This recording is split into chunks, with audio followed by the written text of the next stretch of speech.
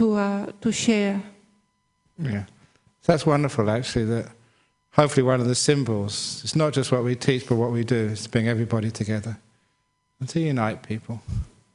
Because that's really what religion teaching should be doing. It's one of the things that if you hear anything here or elsewhere which divides a family, which divides one person from another, that cannot be truth. It's certainly not Buddhism. If it is truth, if it is spiritual, it is wise, it has to break down the barriers and bring people closer together, not divide people, families and nations. So use that as a sort of litmus test of whether the teachings you hear are being understood or not. If it divides people one from the other, it's not Buddhism, it's not Dhamma. I mean, we also from time to time have experiences, people come to us and we nuns or our Dhammasaya community, we sometimes have afternoon tea together. And people are surprised that they're able to sit with us on the chair next to each other. They don't have to sit on the floor, or they have to can sit with us around the coffee table and have a cup of coffee together. So it just shows that not only the differences between religions, but so much misunderstanding within our own tradition at times. I mean, Buddhist monks and nuns, how would I say, the more simple you are, that shows really your true practice. Any comments? Yeah, over there and over here.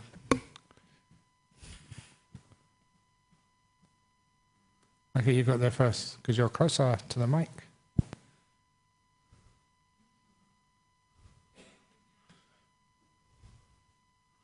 Okay. Must be because we've gone over time. No, say what you want. When my devoted Christian friends say to me that because I follow Buddhism, I'm not going to go to heaven, and I'm never know what would be a good answer to that. You say, yes, I am. Well, but they say, no, I'm not. So yeah, oh yes, I am, and they say, well, I do no, actually you're say not. that, but they. I say, well, just why do you worry what they say? So only good people go to heaven. Yeah. And Christianity has not got, no religion has got the franchise on goodness. That makes so much sense. Well, if you say that, you say, well, that means God was, no, it's not God. Jesus wasn't a Christian, he was a Jew, so he can't go to heaven. Sometimes you can be cheeky.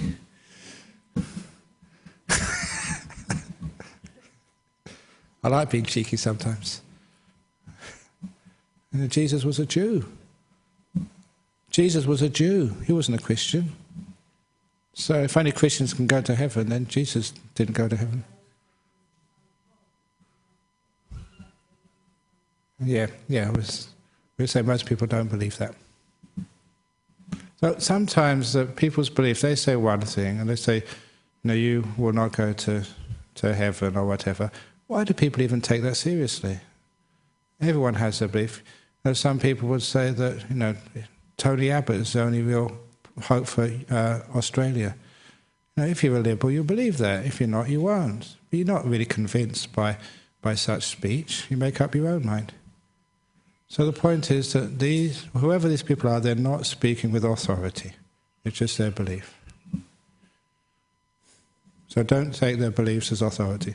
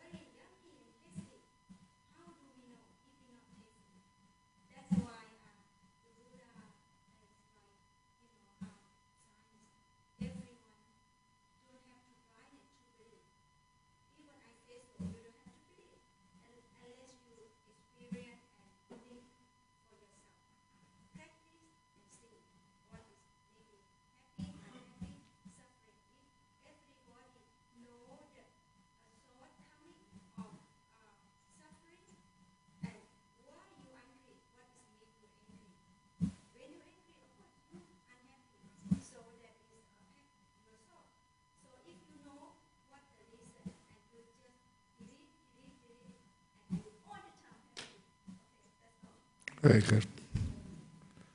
Okay.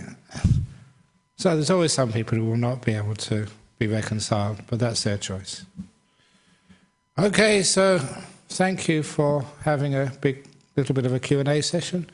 Hope it was useful for you, because now at 3:30 we have the new Buddhist ceremony. So those of you who have come here to take the 3 refuges and the 5 precepts for the first time, could you please come up, show yourselves? Please come forward.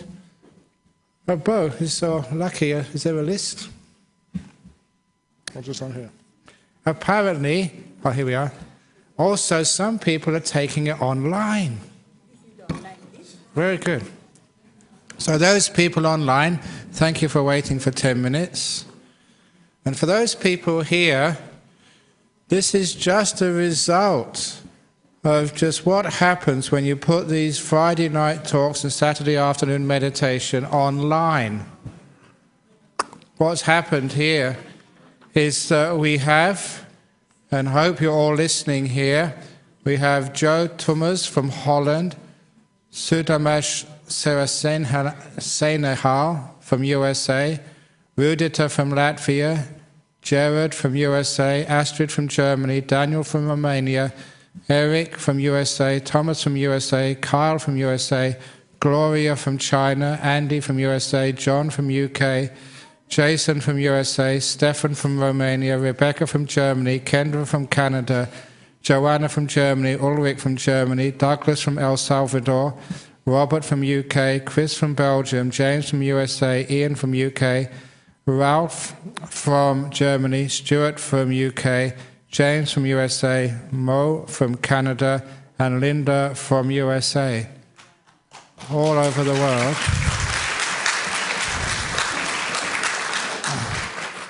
Who find it difficult to get a temple close by to them. So they use this temple as their cyber temple, where not only can they listen to talks, not only can they ask questions after the talks and get into the afternoon meditation on Saturday, they can also go online on the forum to ask their questions. It's usually Ajahn Brahmali who spends hours and hours answering those questions. So it's great to see that you members here, this is not just Perth, this really is international, that people actually are listening right now, and these people here are also taking the 3 refuges and the 5 precepts, just like you are here. Anywhere from El Salvador to Romania, Belgium, UK and Europe, taking it with you. So this is a wonderful thing to do. I remember when I first took my precepts, it does actually have a huge meaning to you. And to take those precepts, we have the little forms here. Not the forms, these are the things you have to be chanting. So if you want actually to pass these around, so that each one of you has a copy, so you don't need to feel nervous. We're going to say them in Swahili. No, we're not. We're doing it in English. So you can say it in the local language. For those of you who are maybe Latvia or Romania, I hope you understand the English. So what we're going to do is we're going to be chanting these in English.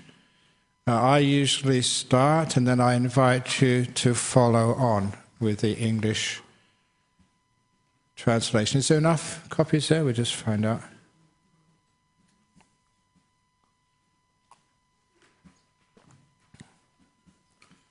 Hopefully there's enough there.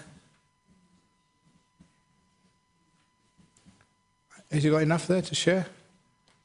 Sharing is wonderful. I've just got, please excuse me, I've got a copy here. Not that I don't know, but I want to make sure I say the same words as you've got in front of you so I don't confuse you. So the first thing to do is usually to do the 3 bows.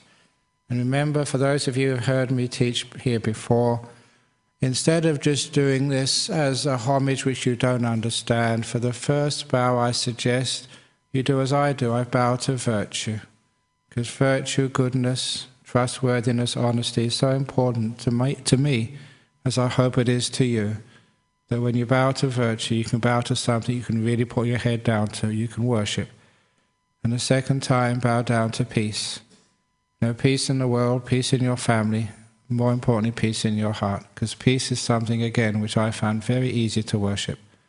And the third time, I usually sometimes flip between compassion and wisdom. They're basically the same, but I down to compassion, because again, compassion is something which you can value and worship very easily. Every time you see someone act compassionately and caringly, it brings beautiful light into this world.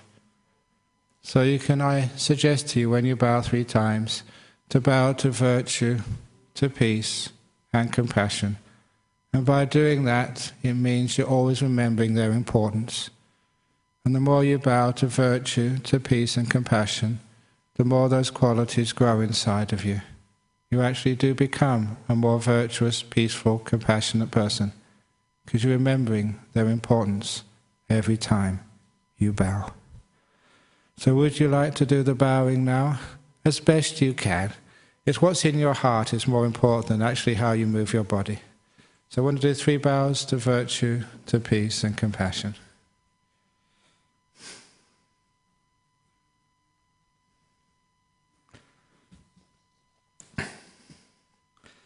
Now, if you turn to the second page, because we understand you already requested these, so we do the homage to the Buddha first of all. So this one we can actually all do together. I will chant this one with you. So are you ready? Okay. Homage to the Buddha. Homage to the blessed, noble, and perfectly enlightened one. Homage to the blessed, noble, and perfectly enlightened one. Homage to the blessed, noble, and perfectly enlightened one. Now I say one line and you repeat the line after me. To the Buddha I go for refuge. And hopefully online you are also doing this. To the Dhamma I go for refuge. To the Sangha I go for refuge. For the second time, to the Buddha I go for refuge.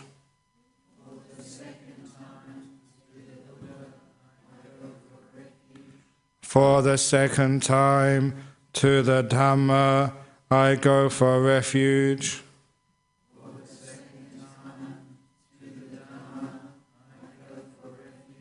For the second time, to the Sangha I go for refuge.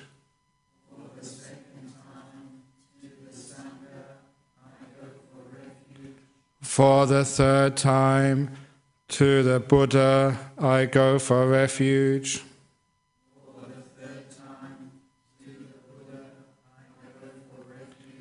For the third time, to the Dhamma I go for refuge.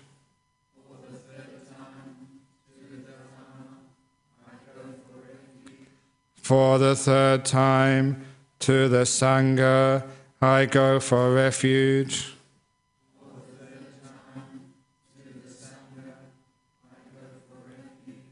This completes the going to the 3 refuges. Yes? Right. Okay. Okay, that's good enough.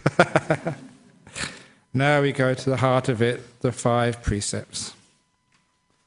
So I say the line first, and please you say it afterwards. I undertake the precept to refrain from destroying living creatures.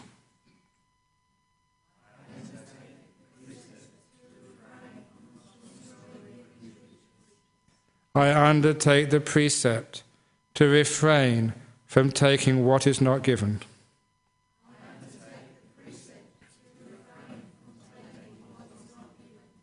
I undertake the precept to refrain from sexual misconduct.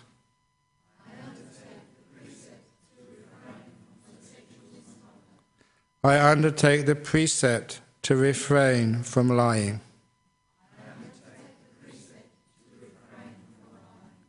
I undertake the precept to refrain from intoxicating liquors, and I'll include here non-medicinal drugs which lead to carelessness.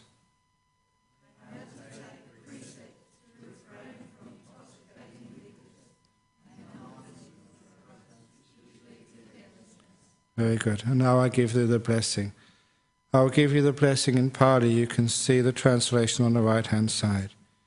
Imani panchasika padani silena sukating yanti silena bhoga sampada silena niputing yanti tasma silang visodaye. Sadhu, sadhu, sadhu. Very good. So those are the 3 refuges and the 5 precepts, which they do lead to a lot of happiness in your life, a lot of sense of freedom. Because when you really know that you are a virtuous person, you don't go around killing beings, which means that beings know that they are not scared in your presence. You give them the gift of fearlessness. And it's a wonderful thing to sort of be a Buddhist monk who hasn't killed living beings for such a long time. The animals, even dogs and cats, they feel safe in your presence, even snakes, dangerous, venomous snakes. You don't feel scared in their presence because you're so harmless, they will never ever harm you. And it's a wonderful living in the bush with your very long track record of not killing living beings. You feel so incredibly safe. And of course in my life I've come across many venomous snakes, both in places like Thailand and also down in Bodhinyana Monastery. There are some snakes there. Maybe once or twice a year you might see them, but they never harm monks. They don't need to. Just they know that these little brown beings walking through the forest bear them no harm or ill will at all and will never hurt them. So they never hurt us back. And it's wonderful just to know that one will only take what is given or will never steal from anybody. And that gives you this beautiful idea that you can leave things around and they won't be stolen. I love telling the story of going to Armadale hardware shop once, and it was so full of customers, and I had a brochure which I wanted to open up. I tried to find a place I could open up the brochure. So quite inadvertently, I was actually behind the counter. I put it on their till, and I must have pressed a button, and all the money of the day's takings came out right in front of me. To all intents and purposes, it looked like I was robbing the shop. And all the builders and tradesmen, they stopped talking. The place went quiet. And one of the builders, pointing to me, said, "You better look at that guy." And the owner of the shop, Roy, said, "He can't even touch that stuff," and walked away. He trusted me with the day's takings because he knew that I was virtuous and I would not steal.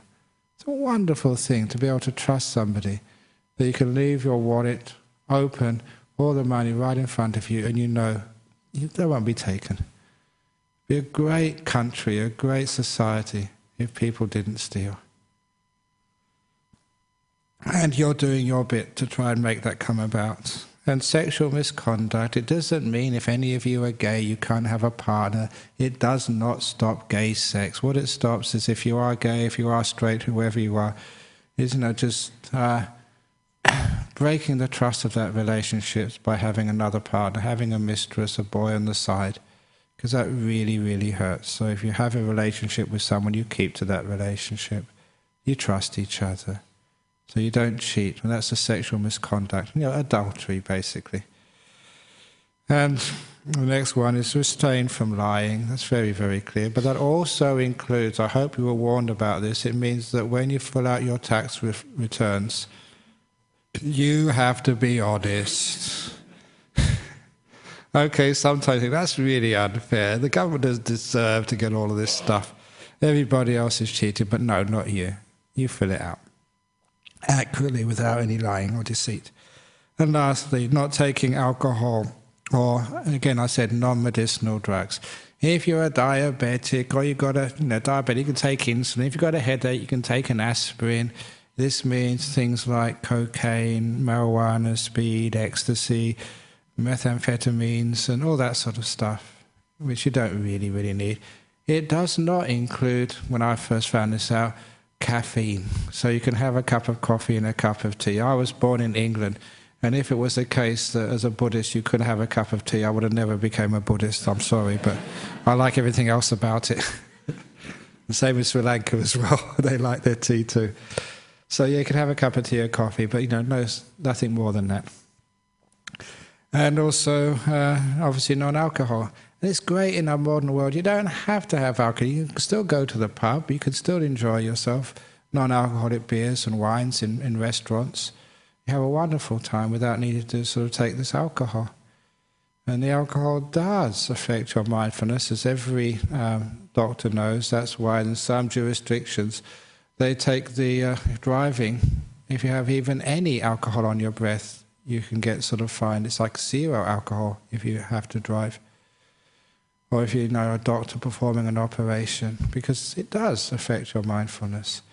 It's one of the most wonderful things being a Buddhist, to be out on some Buddhist ceremony and get stopped by the booze bus. I always enjoy that when I've been out and my driver gets stopped by the booze bus and you get breathalyzed. To see the look, the look on the policeman's face when it's a 0 reading. Where you been? We've been out to a party. Okay, breathe into this. What type of party you been to? A Buddhist party. Because then, you don't have to be afraid of anything. So those are the 3 refuges and the 5 precepts. They do actually give you this beautiful purity. And, okay, here's this little story which I haven't told for a long time, because someone asked earlier about things like ghosts and spirits. There was, a long time ago, there was a Thai girl living here. She passed away some years ago. And she invited her mother to stay with her, because her mother was in Thailand. No one was looking after her. So her mother came over to Australia, and the Thai daughter looked after her. When her mother got very sick and was in, I think it was King Edward Hospital, the daughter was worrying whether her mother would actually survive this illness. So she went to a medium in Perth, paid $20, and the medium asked the daughter, in what hospital, what ward, what room is your mother? Because I will leave my body and go and check her condition and come back to you. So she paid $20, and this medium went in a trance. When she came to about 20 minutes later, the first thing she did was to give the money back to this daughter. And the daughter said, why? Couldn't you find her? He said, yeah, I found the hospital, I found the ward, I found the room, but I couldn't get in. Your mother had this force field around her. That's the only way I can describe it. I couldn't get close to her. I've never seen this before. Who is your mother? And that's when the daughter said, oh, she's a Buddhist nun. She's been a Buddhist nun for about 30, 40 years. And that's when the medium snatched the $20 back. You should have told me beforehand. People like me can't get close to people who are so virtuous. And that was actually an interesting story of something which I've known for a long time. You keep your precepts and you get protected. It's a spiritual truth which is very hard to explain to you, but that's what it feels like.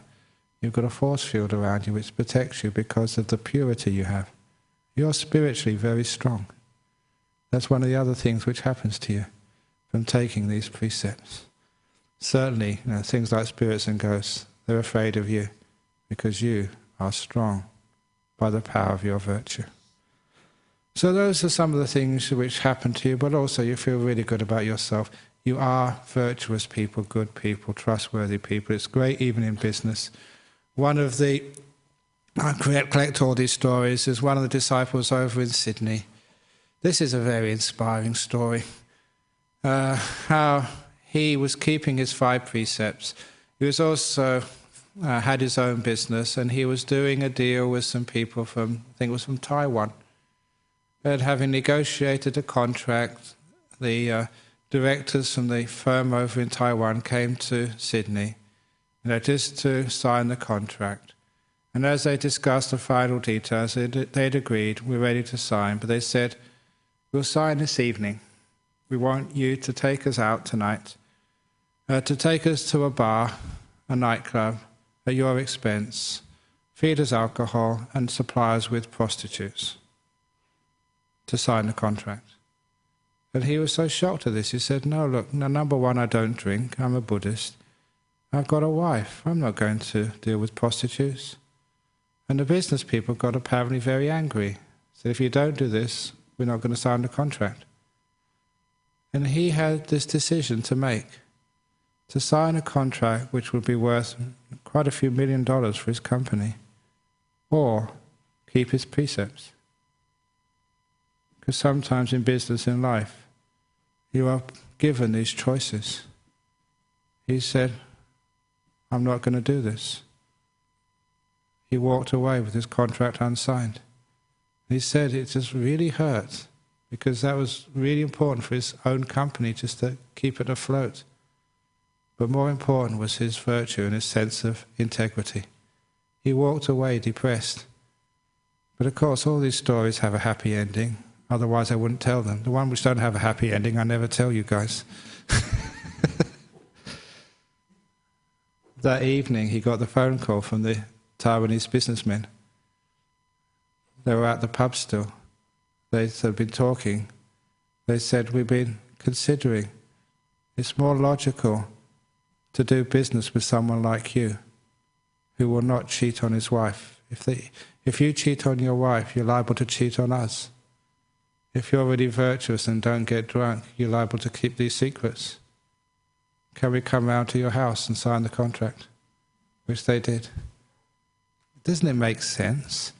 If you're doing business, would you like to do business with someone who cheats on their wife?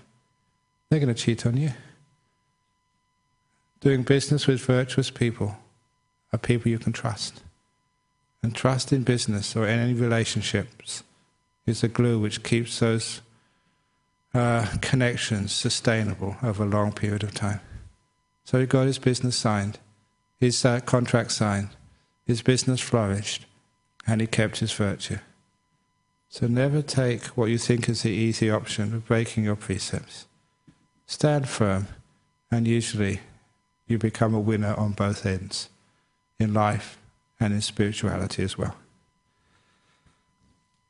So have you got, before we give you some prezzies, as we usually do, we like giving gifts, it's nice giving gifts, and you deserve it. Is there anything you want to ask about these precepts you've just taken? Or maybe I should say, if you break a precept, you don't need to go and flog yourself or sort of, do 3 Namo Tassas or 10 Namo Tassas in front of the Buddha statue, like in the Catholic Church. If you break a precept, number one, acknowledge, yes, you made a mistake. Forgive yourself, in other words, no guilt, and try to do better next time. Just learn from it. So you don't have to retake them again because you've broken one. These are, as it's called, training precepts. In other words, these are how we aspire to live our lives. And each one of you will break those precepts from time to time. With the best will in the world, you're not perfect. Sometimes, without thinking, some mosquito, before you know it, oh gee, I've killed a mosquito. Actually, I shouldn't have done that, that hurt. I've got to be a bit more careful. So instead, you say, oh, I shouldn't have done that. Let's try and be more mindful next time. That's all. No punishment, no guilt, okay? Because guilt has got nothing to do with Buddhism. So just learn. So it's okay to break a precept as long as it's less and less frequently over the years. So have you got any questions you'd like to ask about the precepts? Yeah.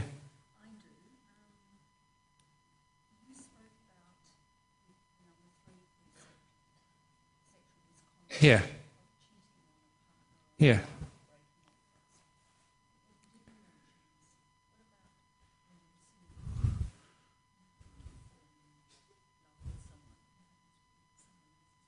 Indeed, yes. I mean, that is sexual misconduct because you're breaking up a marriage. You may be single, but the other person is married. So you're breaking up the trust between somebody else. It's not a nice thing to... It certainly is, and you know it doesn't feel good. And remember, that type of love you feel is usually lust, not love. You fall in lust, you don't really fall in love. And it's falling in infatuation. So please, don't do that, because that person has got a family, they've got a wife, usually kids. You're not just hurting one person, you're hurting a whole group of people. It's just not worth it. So, and once you take those precepts, you don't allow that infatuation or that lust or that love to grow that far that you put yourself in that position where you have to make a choice. This is the love of my life, they're married to someone else, what should I do? Don't allow that sort of infatuation or that love to get to that point. As soon as you realize that person is married, they've got a partner, the line is already there, the wall is there, you don't cultivate those emotions to the point you fall in love. You can stop it early on if you really feel that this is crossing the line. You have. Maybe next time, yeah.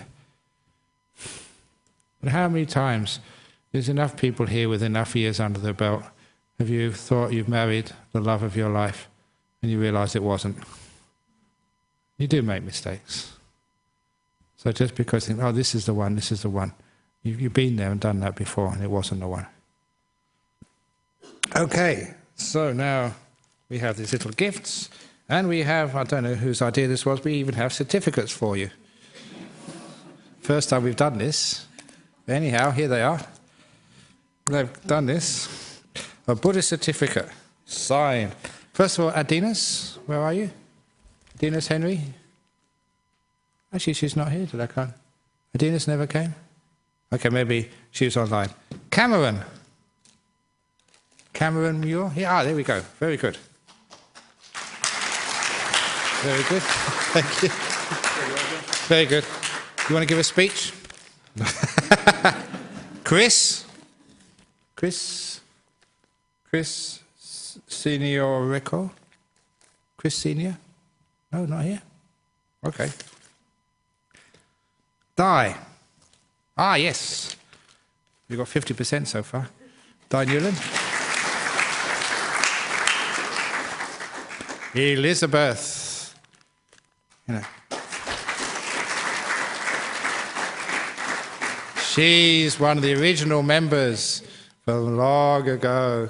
Because when we first got into, she disappeared for a while, Dr. Elizabeth, and she brought her kids to stay in Bodhinyana the very first year. And when we had bunk beds down there, and I remember your kids were so excited of sleeping in bunk beds. It's really good to see you back again. Jeanette. Very good.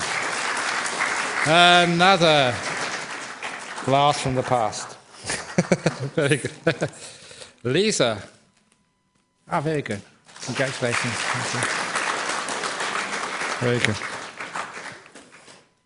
In here is more Buddhist propaganda. Some of my books. Lucy. Lucy? Lucy Morris? No? Okay. Megan. Ah, here we go. Very good. Hope you enjoy. Nice to have you on board. Michael. Here we go, Mike. Very good. Congratulations. Is it Knee Beams? Oh yes, here we go. Did I pronounce it right? Nick. Oh, that's right, you're Nick. Sorry, Nick. It's a very nice T-shirt he's got there because he's got a skull on his T-shirt, and that's really cool in Buddhism. That's called like a meditation on death. We monks do that all the time. It actually has a rose in the skull. Rose in the skull. From Thailand? Okay, very good. What does the rose mean? I guess that's the opposite of death. Death, okay, yeah, birth and death. Okay, very good. Lucy. Lucy Morris? No, Lucy? Norm. It's about time, Norm.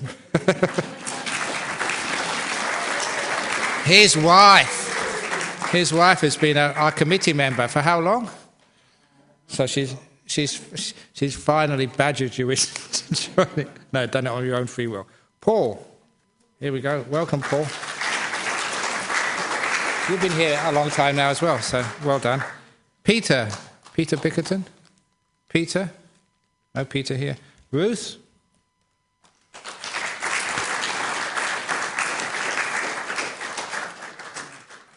Teresa? Very good.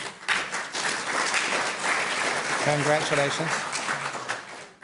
Now, there's a few people who haven't got these yet because either they came late or we made mistakes, because we make mistakes. There's no Peter Bickerton here? Nothing like that? No Lucy Morris? No Chris? No Adinas? Who is here then? Who are the people who haven't got a certificate or a book yet? No, you haven't. Here, at least we can give you a gift. We'll get the certificate for you later on. For you? What's your name? Mandy. And? Steve? Yes. Sit, yes. And? For you. And? For you. Sue. And? Come on, you haven't got one. Exactly right. No more questions. Very good. Okay, if you're the ones who haven't got a certificate yet, if you could let the secretary know. Where's Lucky? Lucky over there. Let her know. We've got some certificates pre-signed just in case, so you can get the names and put them on there, so we can give you the certificates during the tea time. We've got these ones over here who never came, but I'm sure that I'm very happy that Dinas, I know her, Chris, Lucy, Peter, what's only those four? 2, 4. If you come, I can give you the precepts personally at a later time.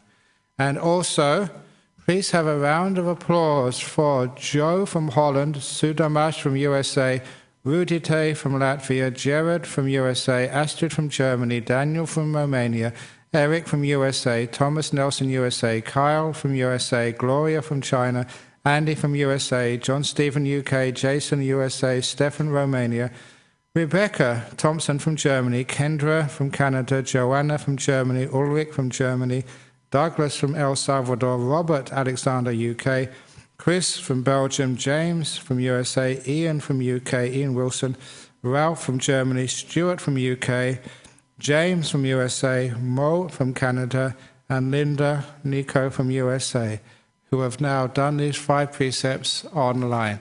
Welcome, congratulations.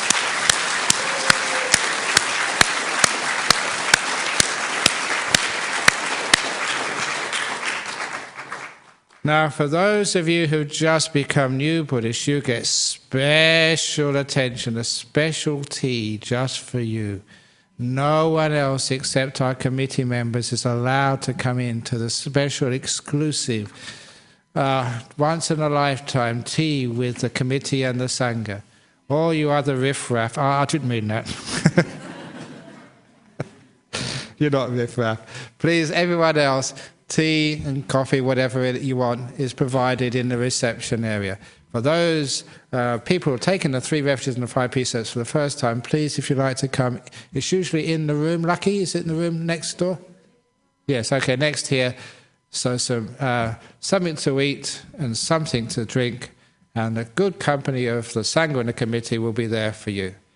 So thank you very much for coming so far, and especially I'm sorry those people are online. You know, if we could have some online tea and coffee to email to you, we would do that.